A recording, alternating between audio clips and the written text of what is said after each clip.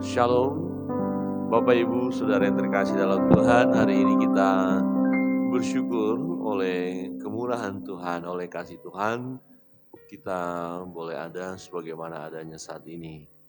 Sungguh Tuhan baik, Tuhan mengasihi kita. Kasih Tuhan tidak pernah terputus ya dalam hidup kita, dan tidak ada satu kuasa pun yang bisa memisahkan kita dari kasih Allah. Ya, sungguh Tuhan mengasihi kita.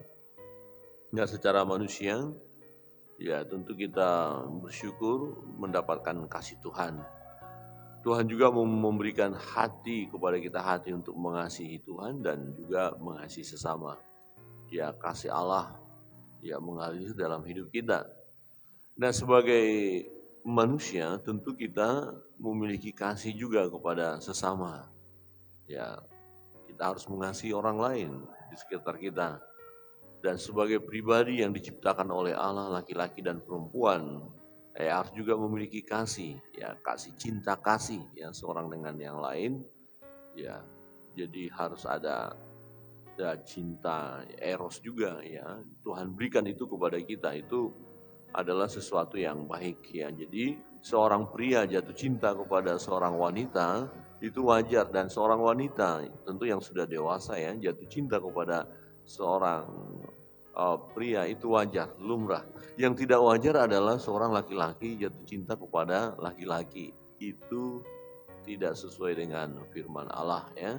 Atau perempuan jatuh cinta ya, memiliki kasih ya, cinta ya, kasih ingin seperti hubungan suami istri ya. Jadi perempuan dengan perempuan itu tidak benar. Itu menyalahi kodrat ya, menyalahi firman ya. Nah, untuk laki-laki yang jatuh cinta kepada wanita, wanita jatuh cinta kepada laki-laki, itu wajar, lumrah, dan semestinya demikian. Nah, yang jatuh cinta ini saling mengagumi, ya, saling mengasihi, dan nanti prosesnya biasanya ya berpacaran begitu ya, kemudian masuk dalam pernikahan ya, dan setelah dalam pernikahan pun sebagai suami istri saling mengagumi ya, saling merasa memiliki. Jadi hubungan suami istri harus saling memiliki, ya memiliki. Ini harus. Jadi kita berkata, saya sebagai seorang suami, saya akan berkata, istriku itu milikku. Nah, istriku akan berkata, suamiku itu milikku. Ya, jangan sampai ada orang yang mengambilnya, ya. Dan jangan sampai kita memberikan kita kepada orang lain, sebab diri kita bukan milik kita. Sebagai hubungan suami istri, ya suami-suami itu milik dari istri, istri-istri itu milik dari suami. Nah, kebenaran firman Tuhan dari Kidung Agung berbicara tentang kasih ya, kasih mesra yang luar biasa, yang kadang-kadang ini yang bisa hilang dari rumah tangga. Ya, tapi tidak boleh, sebenarnya tidak boleh hilang, harus dipertahankan bahkan ditingkatkan. Jadi hubungan suami istri dan sudah diberkati, ya berarti perpisahan itu hanya maut yang memisahkannya. Ya, jadi kepemilikan satu dengan yang lain terputus manakala ya salah seorang telah tiada. Baru ikatan pernikahan itu, ikatan kepemilikan itu selesai. Jika belum meninggal ya nggak boleh. Jadi harus saling memiliki. Nah, di dalam Kidung Agung pasal yang kedua di ayat 7 berkata begini, kusumpahi kamu putri-putri Yerusalem, demi kijang-kijang atau demi rusa betina di padang, jangan kamu membangkitkan dan menggerakkan cinta sebelum diingininya. Nah, ini berbicara mengenai cinta.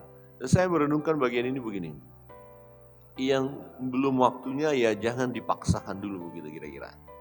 Ya memang terjemahan lain dikatakan jangan bangunkan kekasihku, dikatakan begitu ya. Tetapi terjemahan lain begini, jangan memaksakan diri ya. Nah seperti gini, kira-kira muda-mudi yang sedang berpacaran belum waktunya untuk melakukan hubungan suami istri, mereka buru-buru sudah melakukannya. Ya itu seperti itu. Jadi enggak boleh, biarkan mengalir gitu loh. Ya mengalir dan jangan memaksakan. Ya jangan memaksakan hubungan itu gitu. Ya jangan membangkitkan gairah cinta sebelum diingininya. Jadi harus mengalir sedemikian rupa hingga masuk nanti di dalam pernikahan, ya, masuk dalam pernikahan. Nah, setelah masuk dalam pernikahan maka ada saling memuji, ya, saling memuji. Nah, ini berbicara sebagai hubungan suami istri. Di ayat 8 berbunyi demikian. Dengarlah kekasihku, lihatlah, ia datang melompat-lompat di atas gunung-gunung, meloncat-loncat di atas bukit-bukit. Kekasihku serupa kijang atau anak rusa. Lihatlah, ia berdiri di balik dinding kita sambil menengok-nengok melalui tingkap-tingkap dan melihat dari kisi-kisi. Kekasihku mulai berbicara kepadaku, bangunlah manisku, jelitaku, marilah. Karena lihatlah, musim dingin telah lewat, hujan telah berhenti dan sudah lalu. Di ladang telah nampak bunga-bunga, tibalah musim memangkas. Bunyi tekukur terdengar di tanah kita. Pohon ara mulai berbuah dan bunga pohon anggur semerbak baunya. Bangunlah manisku, jelitaku, marilah. Merpatiku di celah-celah batu, di persembunyian lereng-lereng gunung. Perlihatkanlah wajahmu, perdengarkanlah suaramu, sebab merdu suaramu dan elok wajahmu. Tangkaplah bagi kami rubah-rubah itu, rubah-rubah yang kecil, yang merusak kebun-kebun anggur kami yang sedang berbunga. Nah, ini satu lukisan yang sangat indah sekali ya. Ya, bagaimana ketika ya seseorang menantikan sang kekasihnya. Ya, jadi seseorang yang merindukan sang kekasih, kemudian sang kekasih itu datang, betapa bahagianya. Ya, jadi senang, kalau dikatakan seperti rusa-rusa, melompat-lompat, ada kegirangan, ada sukacita. Jadi seorang kekasih mendatangi kekasihnya tentu dengan hati yang berbahagia ya, hati yang senang. Jadi kalau ada ya suami-suami misalnya setelah sekian lama berpisah dengan istri karena mungkin pekerjaan, ya ada bepergian dan lain sebagainya, datang-datang dengan keadaan tidak sukacita dan istri juga menyambut dengan tidak sukacita, ini alamat ya. Ini berarti kelihatan ini repot ini, ada masalah ini ya. Ya tapi kalau ya datang suaminya, istrinya pasti menyambut. Apa? Ya sudah pulang. Saya senang melihat wajah papa yang ganteng gitu kira-kira ya. Wah, suaminya bilang, saya senang sudah bisa pulang dan melihat wajah mama yang cantik ya. Itu kan artinya jadi saling memuji mereka.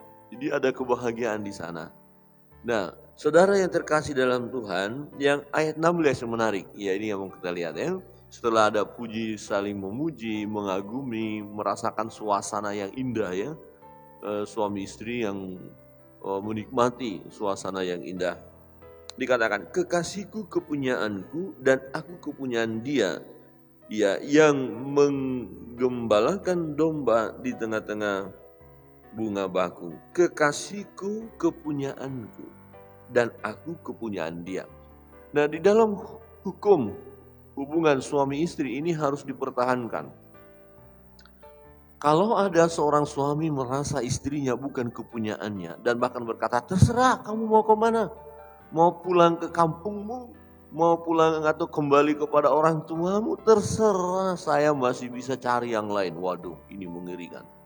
Adakah dalam hubungan suami istri, ya seorang suami sempat berkata begitu, atau sebaliknya seorang istri sempat berkata begitu? Biasanya ada. Ya, itu sebabnya tingkat perceraian juga ada bagi orang-orang yang Kristen, orang-orang yang sudah diberkati pernikahan mereka, tapi akhirnya mereka ambil keputusan cerai.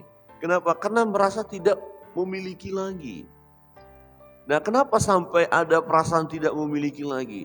Karena sebelumnya ada persoalan yang terjadi dalam rumah tangga itu dan tak mampu menyelesaikan dengan cara yang baik. Nah, di situ masuklah ya pengaruh kedagingan, pengaruh dunia kita belajar kemarin, dan pengaruh iblis. Ya, jadi kalau ada orang dalam pernikahan ada masalah kemudian orang lain memberi nasihat, ya orang yang di luar Tuhan, maka kemungkinan nasihatnya adalah nasihat ya yang tidak benar. Nah, misalnya kalau dalam persoalan rumah tangga, seorang suami bercerita kepada temannya yang untuk dinasehati. wah istri saya begini-begini, hal yang tidak baik. Nah kemudian temannya bilang, ngapain lo tetap mempertahankan pernikahan seperti itu? Kalian keadaannya seperti di neraka saja. Udah selesai aja, jalan keluar yang terbaik selesai. Masih ada yang lain. Nikmati kehidupan. Masih ada ya wanita-wanita yang lain di sana yang memang cocok mendampingi kamu. Wow. Sebaliknya demikian juga. Ya istri bercerita kepada sahabatnya. Sahabatnya berkata, ngapain kamu punya suami seperti itu? Ya, sudah kayaknya begitu, gayanya begitu, enggak bisa juga buat apa-apa. Hanya memberikan ya beban saja, hanya menambah penderitaanmu saja. Udah selesai aja. Udah kompak aja selesai sampai di sini teman-teman gitu ya. Enak saja. Tapi faktanya itu seperti itu, ada ya. Jadi nggak bisa, merasa tidak bisa dipertahankan lagi. Nah ketika sang kekasih tidak lagi merasa ya memiliki kekasihnya dan sebaliknya kekasihnya tidak merasa memiliki dia sebagai kekasih. Wah ini sangat berbahaya, sangat berbahaya. Menjadi pertanyaan begini, kenapa sampai ada seseorang suami atau istri kok rasa memiliki tidak ada lagi? Ini mau diapain? Ini mau apa mau dipaksakan? Ini masalah hati. Apakah bisa berubah? Ya, jelas bisa berubah. Contohnya begini. Sebelum masuk dalam hubungan suami istri, bagaimana hatinya? Bagaimana perasaannya? Bukankah sangat jatuh cinta?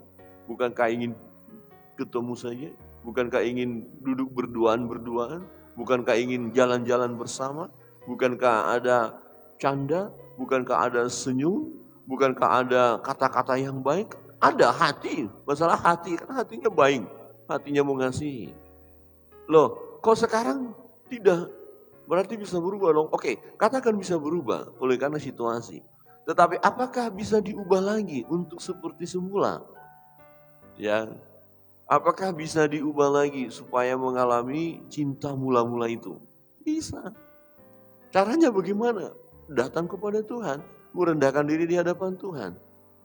Ya, kalau mungkin seorang kekasih kita atau suami atau istri tadi sudah sempat melakukan hal yang melukai hati kita, melukai perasaan kita, ya kan ada pengampunan.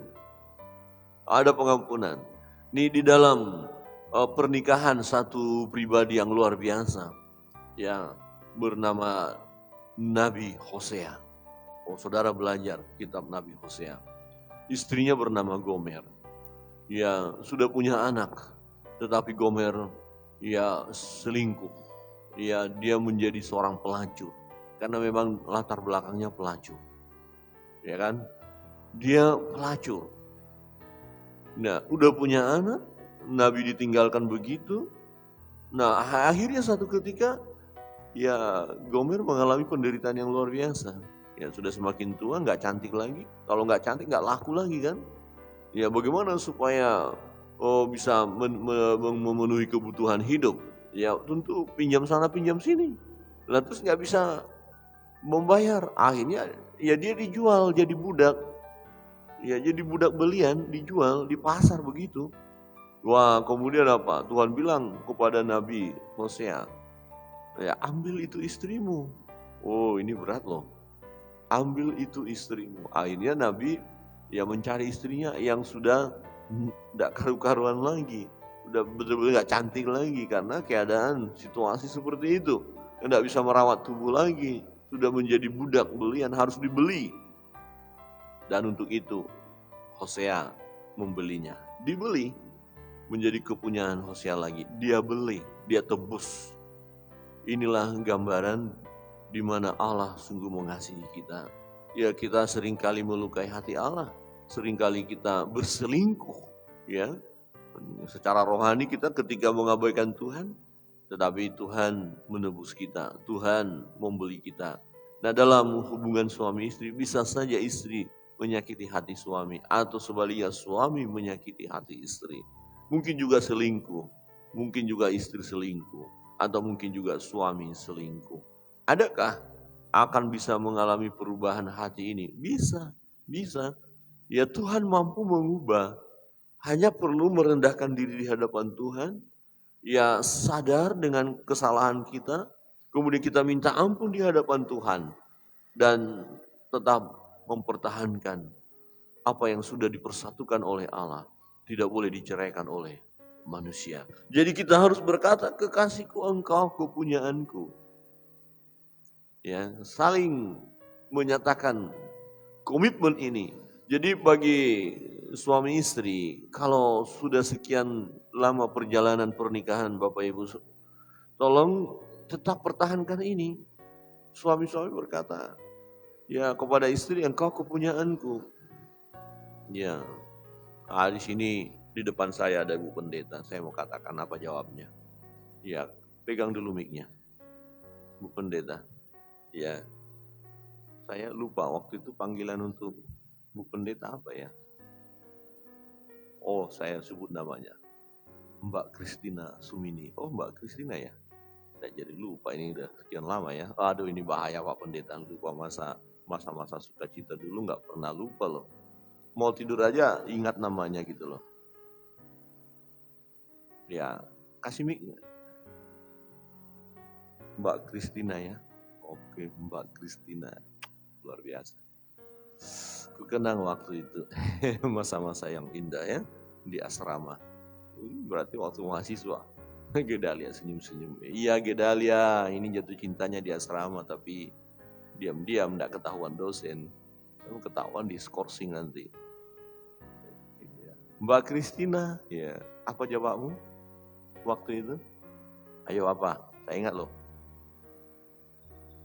Kasih mic Gedalia, tolong kasih mic biar kita perlu mengenang kembali. Waktu itu apa jawabnya? Pertanyaannya apa? Waktu saya panggil Mbak Kristina. Ya bang. Kurang lengkap. Ya abang. Dia panggil abang. Wow.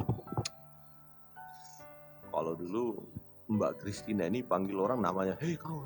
Tapi kalau untuk saya selalu abang. Iya, abang sayang. Ada uang, abang sayang. Nggak ada uang, abang melayang. Enggak lah. Jadi mesra kali waktu itu ya. Sekarang masih mesra enggak ya? Masih lah ya. Masa pudar. Ya, jadi aku akan berkata kepada istriku yang di depanku saat ini. Istriku, engkau milikku. Ya, jawab dong. Ya kan harus ada jawab-menjawab, Sor. Suamiku, engkau milikku juga. Haleluya. Gitu, jadi saling memiliki. Jangan kekasihku atau istriku, engkau milikku. Sudah tahu dari dulu memang sudah loh, nggak ada mesranya toh. Ya. Terus istriku, coba nanti bapak-bapak ketemu sama istri bisikin istriku, engkau kepunyaanku. Emangnya ada yang lain? Gimana sih? Jangan gitu dong ibu-ibu jawabnya. Engkau juga kepunyaanku. Ya, kita berdua sudah jadi satu. Begitu. Jadi dipertahankan, kekasihku kepunyaanku. Kekasih orang lain ya punya orang lain dong. Jangan kekasih orang lain menjadi milik kita. Enggak boleh. Oh itu kekasih orang lain, saya pengen punya dia juga. Oh enggak boleh emangnya boneka atau apa? Enggak boleh. Halo, hargai kekasih orang lain. Ya kekasih kita ya untuk kita. Jangan juga kekasih kita untuk orang lain, berbahaya itu enggak boleh. Tetapi faktanya Pak Pendeta, ada kan? Bukan ada lagi, banyak. Kenapa? Ada persoalan, ada masalah. Ya, yang semestinya harus diselesaikan dong. Ya, jangan dengan cara yang tidak baik. Jangan kemudian saling mengeraskan hati, ya kemudian merasa, ini yang terpenting ya, ini garis bawahi. Ketika suami merasa istrinya bukan kepunyaannya, atau ketika istri merasa suaminya tidak kepunyaannya lagi, ini sangat-sangat berbahaya. Ingat, apa yang sudah dipersatukan oleh Allah tidak boleh diceraikan oleh manusia dengan alasan apapun.